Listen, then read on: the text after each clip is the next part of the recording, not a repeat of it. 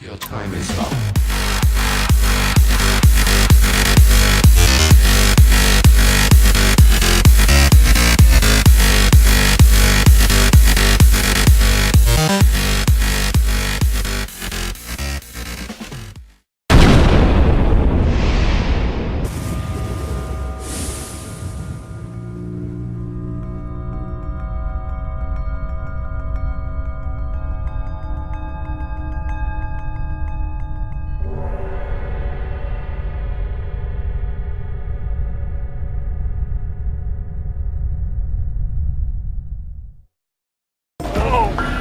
Oh, check these 4 puddles.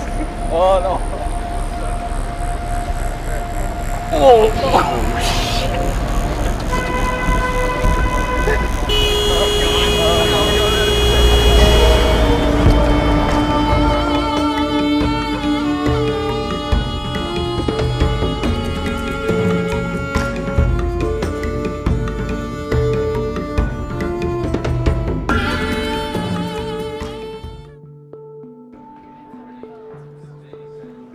Ubisoft had a clear and lofty goal in mind as they built Far Cry 4, create the most authentic gaming experience ever. The dedicated developers in Montreal were step 1. Immersion in the game's inspiration, the Himalayas, was step 2. It was imperative to see the people, places, and things that would help bring this game to life. Nepal all suggests like a lot of different kinds of environments, right? How are you going to feel going from sort of the virtual world that you have created into the new world that we're going to? In my head I have this Wikipedia idea of what Nepal is. I've been reading about what makes it the way it is right now, what's been happening over the last 10 years, the last 1,000 years. But I'm hoping that we can uncover something that isn't presented on the web. The expectations are going to be super high after Far Cry 3. We really want to push it and bring it to the next level. It's super important that the environment you're in feels believable. Like you can look around and understand the space and it feels like a real place from the real world.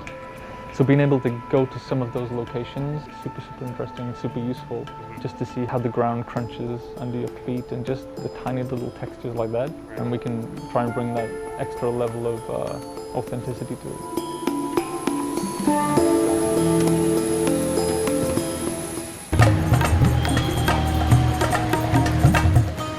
Arriving in Kathmandu was intense. The end of the Nepali Civil War meant a mass migration into the city, and with it came mass pollution, overpopulation, and the sense that an ancient city wasn't ready for modernity to be thrust upon it. Everyone seemed to be experiencing that sensory overload, too. It's visually super noisy. I'm having trouble processing everything that I'm seeing because I'm trying to remember it all. I'm like, that's useful. Oh, that's super useful. That post is incredible. That texture is awesome. Right now, I'm just trying to absorb it all.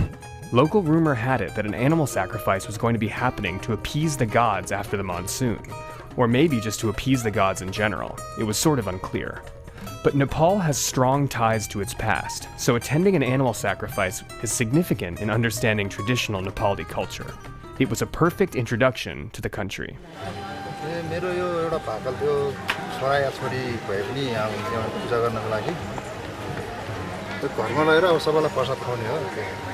So we've made it to Dakshina Kali Temple, where the goddess Kali asks for blood sacrifice from her devotees. That face is the face only a Kali could love.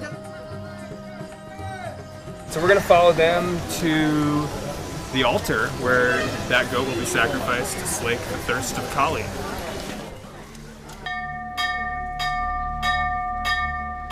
It was certainly a normal cultural moment, but for a second, everything got pretty quiet.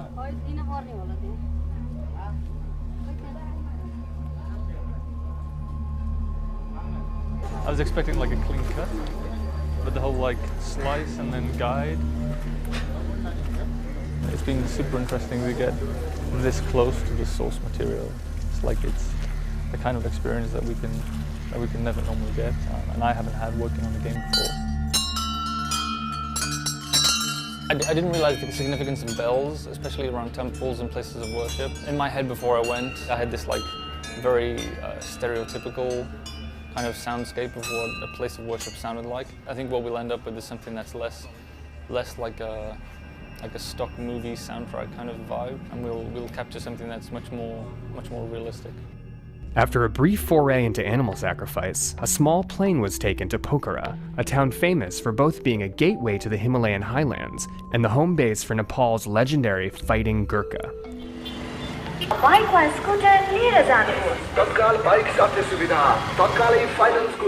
The legend of the Gurkha inspired the warriors created in the game.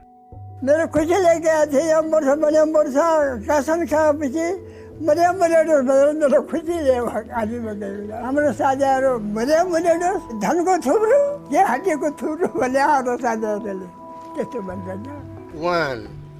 young Gurkhas in training gave a sense of what the challenges and motivations were to join one of the world's most elite fighting forces.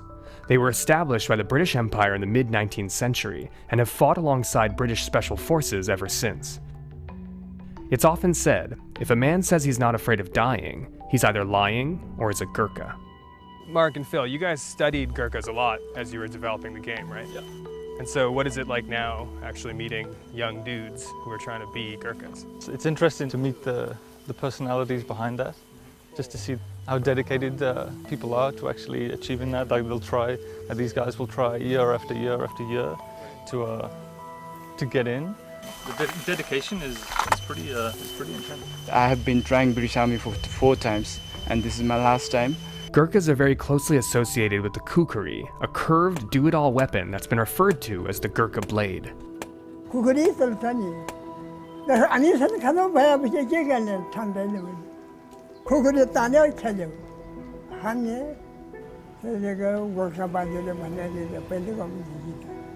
Just a few years ago, a retired Gurkha successfully fought off 40 thieves who had hijacked a train, killing 3 of them and seriously injuring 8 others, with just a kukri. It's also the primary blade used in Far Cry 4. We will die for Gurkha, sir, if we are selected for British Army, Gurkha.